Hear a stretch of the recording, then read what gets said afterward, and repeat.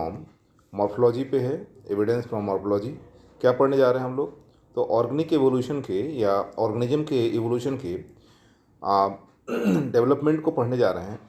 और ये पढ़ने जा रहे हैं कि जो एवोल्यूशन के एविडेंसेस हैं वो हम मॉर्फोलॉजी से कैसे जान सकते हैं, कैसे मिल सकता है। और इसके अंतर्गत हम लोग क्या पढ़ने वाले, लिखा हुआ है comparative anatomy as well as first reading यहाँ लिखा हुआ है कनेक्टिंग लिंक्स। ठीक है, कुछ ऑर्गेनिज्म बेटा ऐसे होते हैं जो एग्जिस्ट कर रहे दो ऑर्गेनिज्म के बीच के कनेक्टिंग लिंक की तरह होते हैं।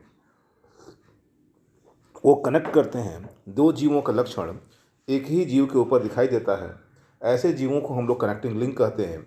उन दो जीव जिनके लक्षण उसमें मिलते हैं उसमें से एक इवोल्यूशनरी पॉइंट ऑफ व्यू से सुपीरियर होता है और दूसरा इन्फीरियर होता है। यानी इन्फीरियर और सुपीरियर के बीच दिखने वाले लक्षणों को हम लोग कनेक्टिंग लिंक कहते हैं। बेटा हम लोग उसी को पढ़ने जा रहे हैं, ध्यान से देखिएगा, मैं बताने की कोशिश कर रहा हूँ। अगर कुछ समझ में नहीं आता है तो आप कमेंट सेक्शन में जा करके अपना क्वेश्चन कर सकते हैं और कोशिश किया जाएगा कि उसका आंसर दिया जाए। मैं स्टार्ट कर रहा हूँ लाइन बाय लाइन, बेटा इसको ध्यान से देखिए। All animals and plants have are alike being composed of protoplasm organized in form of cell। याद रखो बेटा, जितने भी एनिमल या प्लांट्स हैं वो सब के सब एक जैसे प्रोटोप्लाज्म से बने होते हैं। ठीक है, और उनका शरीर जो होता है कोशिकाओं से ही बना होता है। ठीक है बेटा, ये हम लोग शुरू से पढ़ते आ रहे हैं। सेल से बने हुए सारे ऑर्गेनिज्म होते हैं।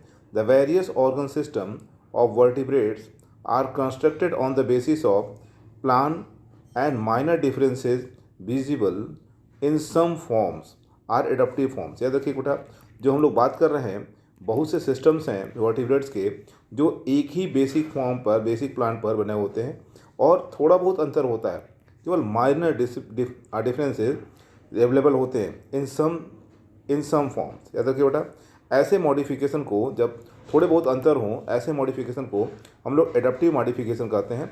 इसको ध्यान से देख लीजिए। आगे हम पढ़ रहे हैं adaptive modification to the diverse mode of living. अलग अलग जगह पे अलग अलग तरीके से रहने के कारण। याद रखो बेटा, सारी बेसिक चीज़ें तो समान होती है, फंडामेंटल चीज़ें समान होती हैं, लेकिन अलग अलग इन्वायरमेंट में सर्वाइव करने के कारण वो कुछ बॉडी स्ट्रक्चर में चेंजेज आ जाते हैं। दिस सिमिलरिटी, ऐसे सिमिलरिटी को बेटा होमोलॉजी कहा जाता है, जैसा कि हम लोग पीछे दूसरे वीडियो में होमोलॉजी को पढ़ चुके हैं। याद है, आगे पढ़ रहे हैं।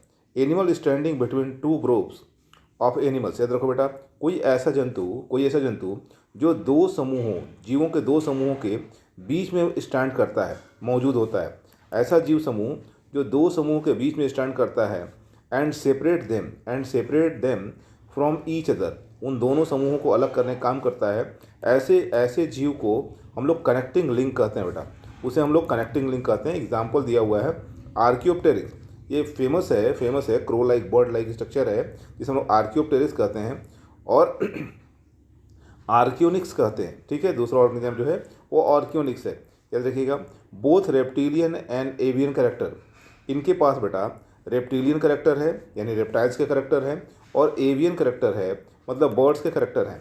यानी रेप्टाइल की अगर हम लोग बात करें तो इन्फीरियर ग्रुप है और बर्ड की बात करें तो सुपीरियर ग्रुप है। और इन दोनों के कैरेक्टर किसके मिल रहे हैं? आर्कियोप्टेरिक्स में देखने को मिल रहे हैं, रेप्टिलियन कैरेक्टर भी और एवियन कैरेक्टर भी। इसका मतलब अगर आर्कियोप्टेरिक्स लिंक कर रहा है तो रेप्टाइल से बर्ड का एवोल्यूशन हुआ है, रेप्टाइल टू बर्ड का एवोल्यूशन हुआ है। ध्यान रखिए बेटा, here we consider the principle of gradation. हम लोग यहाँ उस सिद्धांत को पढ़ सकते हैं, कैसे ग्रेडिंग कर सकते हैं हम लोग। यहाँ लिखा हुआ है in structure existing higher animals. याद रखिएगा, for example consider the widely concentrated groups. ठीक है बेटा, आगे दिया हुआ है the reptiles and mammals. The reptiles are distinguished from mammal by the presence of scaly epidermis covering lay heavily yolk eggs and do not suckles and youngs. Cloaca into the urinary genital duct and alimentary canal open. The heavy very complex shoulder girdle। याद रखो बेटा, यहाँ पे mammals और reptiles के बीच का difference दिखाने की कोशिश कर रहा है। क्या बोला इसने? The reptiles are distinguished from mammals. Reptiles जो हैं वो मैमल्स के कंपेरिजन में कैसे अलग अलग हैं। तो यहाँ दिखा रहा है कि इसका जो एपिडर्मिस है, रेप्टाइल्स का जो एपिडर्मिस है वहाँ स्केली कवरिंग है बेटा, ठीक है। इसके जो अंडे होते हैं रेप्टाइल्स के, वो उसमें योग का अमाउंट ज़्यादा होता है बेटा, यहाँ लिखा हुआ है योग का अमाउंट ज़्यादा होता है, और ये अपने बच्चों को दूध नहीं पिला सकते हैं, डू नॉट सकल, ये अपने बच्चों को दूध नहीं पिला सकते हैं, दे आर यंग वंस। इसके अलावा इनके पास क्लोएका पाया जाता है। क्लोएका क्या पता होता है? तो बेटा क्लोएका होता है urinary genital duct alimentary canal के साथ ओपन होता है, याद रखो बेटा। क्लोएका एक ऐसा छिद्र होता है जिसमें जिस जीव के पास होता है उसका यूरिनरी जेनिटल डक्ट और एलिमेंट्री कैनाल दोनों साथ में ओपन होते हैं। And have very complex shoulder girdle, याद रखो बेटा रेप्टाइल्स का जो शोल्डर गर्डिल होता है वो ज़्यादा ही कॉम्प्लेक्स होता है, while the mammals and have on contrasted. आगे बढ़िए बेटा, करेक्टर सच एज अगर हम लोग बात दूसरे करें, such as epidermic covering of hair. अगर हम लोग मैमल्स की बात करें तो उसका जो इपिडर्मिक कवरिंग है यानी बाह्य त्वचा जो है उस पर हेयर्स पाए जाते हैं, बाल पाया जाता है। दूसरा लक्षण की बात करें, एग्स आर वेरी माइन्यूट, इनके अंडे बहुत छोटे होते हैं in compare to reptiles, and they suckles their young ones, वो अपने बच्चों को दूध भी पिलाते हैं। दे हैव नो क्लोएका, यानी मैमल्स के पास क्लोएका नहीं होता। Have separate opening for alimentary canal and urinogenital duct, mammals के पास अपना अलग अलग, मैमल्स के पास क्लोएका नहीं होता, सो यूरिनोजेनिटल ओपनिंग अलग होता है, अलग छिद्र के द्वारा शरीर से बाहर खुलता है, ठीक है। और एलिमेंट्री कैनाल एनस के थ्रू बाहर खुलता है, एनस के थ्रू टर्मिनेट होता है। आगे, the shoulder girdle is not of complex type, याद रखो बेटा मैमल्स का शोल्डर गर्डिल जो होता है वो ज़्यादा कॉम्प्लेक्स नहीं होता, उसको हम लोग पेक्टोरल गर्डिल कहते हैं। उसमें दो तरह की हड्डियाँ होती हैं, कौन कौन सी? क्लेविकल और स्कैपुला होता है। आगे हम लोग पढ़ने जा रहे हैं बेटा, there are other mammals belong to monotremata, कुछ ऐसे ही मैमल्स हैं बेटा जो अपने बच्चों को दूध तो पिलाते हैं, कुछ ऐसे मैमल्स हैं जिसे मोनोट्रिमेटा बोलते हैं। एग्जाम्पल है डगविल प्लेटिपस, ठीक है, एंड स्पाइनी एंटीटर, याद रखो बेटा दो का एग्जाम्पल दिया हुआ है, डगविल प्लेटिपस का बहुत फेमस है, और स्पाइनी एंटीटर ऐसा एंटीटर जो क्या करता है तो चींटियों को खाता है, शरीर पर कांटे पाए जाते हैं। ये ऐसे मैमल्स हैं, मोनोट्रिमेटा इनको बोलते हैं, क्लियर। विच पॉजेज हेयर, जिनके शरीर पर बाल होता है।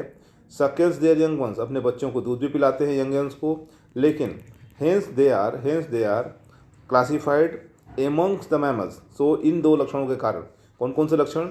इनके शरीर पर बाल हैं और ये अपने बच्चों को दूध पिलाते हैं, इसके आधार पर इनको मैमेलियम रखा गया बेटा, इनको मैमेलियम रखा गया है। लेकिन इनके पास कुछ ऐसे करेक्टर है, but they possess certain characters due to which differ from mammalia, ठीक है। इनके पास कुछ ऐसे भी करेक्टर होते हैं जो अलग हैं, वो सेम नहीं मैमल्स के करेक्टर के। वो क्या क्या है बेटा? जिसके कारण उनको रेप्टाइल्स कहते हैं, जिसके कारण उनको रेप्टाइल्स में रखा जाता है। ये कौन कौन से करेक्टर हैं यहाँ दिया हुआ है, such as they lay heavily yolked egg, इनके पास अंडे होते हैं बेटा, और उन अंडों का साइज बड़ा होता है। दूसरी चीज़ उसमें योग का अमाउंट ज़्यादा होता है। As well as they have cloaca, यानी मोनोट्रिमेट्स जो होते हैं उनके पास क्लोएका होता है, न कि separate opening. Cloaca into which urinogenital duct and alimentary canal discharge, याद रखो बेटा। यानी मोनोट्रिमेटा के पास जो रेप्टाइल्स के करेक्टर हैं वो कौन कौन से हैं? तो क्लोएका है, ठीक है। आगे, the shoulder girdle is more like reptiles, इनका शोल्डर गर्डिल जो होता है मोनोट्रिमेटा का वो रेप्टाइल्स की तरह होता है। Presence of interclavicle which is not found in mammals, याद रखो बेटा इनके पास एक एक्स्ट्रा स्ट्रक्चर होता है विच इज नोन एज इंटरक्लेविकल, जो मैमल्स में अवेलेबल नहीं होता। आगे हम लोग पढ़ रहे हैं, हेंस दीज एनिमल, याद रखो बेटा hence these animals occupy the intermediate position between reptiles and typical mammals. याद रखो बेटा अगर मोनोट्रिमेट्स की बात करें तो ये वो प्राणी हैं जिनको हम लोग रेप्टाइल्स और मैमल्स के बीच में रख सकते हैं। ये इंटरमीडिएट ऑर्गेनिज्म हैं, इनको हम लोग लिंकिंग वर्ड बोल सकते हैं, ठीक है, कनेक्टिंग लिंक बोल सकते हैं। These groups of progressive series of structural peculiarities, याद रखो बेटा ऐसे ग्रुप के पास ऐसे करेक्टर्स होते हैं जो बता रहे होते हैं कि रेप्टाइल्स से मैमल्स का डेवलपमेंट हुआ है। Such definite connecting link as monotremata are usually found amongst the extinct animals of past geological period. याद रखो बेटा ये इस बात को प्रदर्शित करते रहते हैं कि ऐसे ही और भी ऑर्गेनिज्म अवेलेबल थे जिनके थ्रू होकर के रेप्टाइल से मैमल्स का डेवलपमेंट हुआ है। दे इंडिकेट दैट, देखो बेटा, they indicate the path along which the more heavily organized groups have been processed during their evolution from more lowly slowly organized ancestral group। याद रखो बेटा, ठीक है। इसके साथ ही हम समझ पाएंगे इसके थ्रू कि जो ऑर्गेनिज्म डेवलप हुए हैं वो किस तरह डेवलप हुए हैं। यानी अगर मैमल्स के डेवलपमेंट को पढ़ेंगे तो मैमल्स का डेवलपमेंट मोनोट्रिमेटा जैसे ऑर्गेनिज्म के थ्रू हुआ है। किससे हुआ है? तो रेप्टाइल से हुआ है। यहीं पे ये वीडियो हम अपना समाप्त कर रहे हैं। एवोल्यूशन का जो नेक्स्ट वीडियो होगा आपको जल्दी ही अवेलेबल होगा। ध्यान से देखते रहिए और समझते रहिए।